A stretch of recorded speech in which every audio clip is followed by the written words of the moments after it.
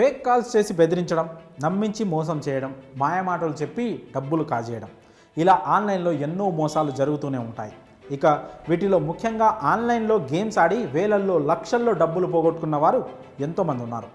Online మోసగాళ్లకు యువతే target. గత కొంతకాలంగా యూత్ అంతా ఆన్లైన్ గేమ్స్కు బానిసవుతున్నారు.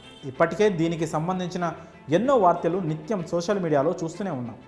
అధికారులు దీని పట్ల ఎన్ని చర్యలు తీసుకుంటున్నా, యువతను ఎంత హెచ్చరించినా ఇంకా పలు చోట్ల ఈ ఆన్లైన్ మోసాల వలలో చిక్కుకుంటూనే ఉన్నారు.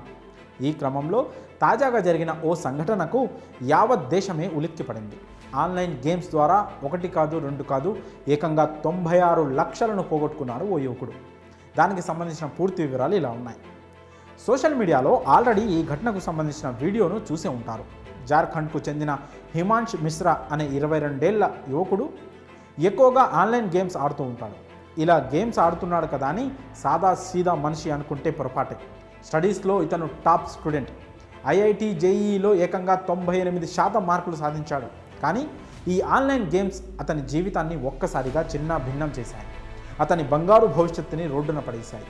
Dream11, మహాదేవ్ యాప్ వంటి ఆన్లైన్ గేమ్స్లో మొదట సరదాగానే గేమ్స్ను స్టార్ట్ చేసిన అతనికి క్రమంగా అది వ్యసనంగా మారింది. కేవలం 49 రూపాయలతో మొదలుపెట్టి క్రమంగా బెట్టింగ్ను పెంచుకుంటూ పోయాడు ఈ యువకుడు. తల్లిదండ్రులు కాలేజీ ఫీజు కోసం ఇచ్చిన డబ్బును కూడా గేమ్స్లో పెడుతూ ఉండేవాడు. అలా స్నేహితులు, బంధువులు ఇలా ఎవరు దొరికితే వారి వద్ద అప్పులు తీసుకునేవాడు. ఈ క్రమంలోనే సుమారు 96 లక్షల రూపాయలను ఆన్లైన్ గేమ్స్ ద్వారా పోగొట్టుకున్నాడు. ఇతని వ్యసనం కారణంగా అతని కుటుంబ ఆర్థిక పరిస్థితి చిన్న భిన్నమైంది. ఇప్పటికీ కొంతవరకు అప్పులు తీరినా కానీ అతని కుటుంబం అతనిని ఇంటి నుంచి పంపించేశారు. తాజాగా యూట్యూబర్ శాలిని కపూర్ తివారీకి ఇచ్చిన ఇంటర్వ్యూలో ఇలా పలు అంశాల గురించి చెప్పుకొచ్చాడు. అతను ఎలా మోసపోయాడో చెప్పిన విధానం అందరినీ ఆలోచింపజేసింది. ఇలా ఇంకా ఆన్లైన్ గేమ్స్ ఆడేవారు ఎవరైనా ఉంటే ఈ వీడియో చూసి ఇప్పటికైనా మేల్కొంటే మంచిదని నిపుణులు చెప్తున్నారు. ఆన్లైన్లో గేమ్స్ అనేవి ఖచ్చితంగా 100% ఫేక్గానే ఉంటాయి.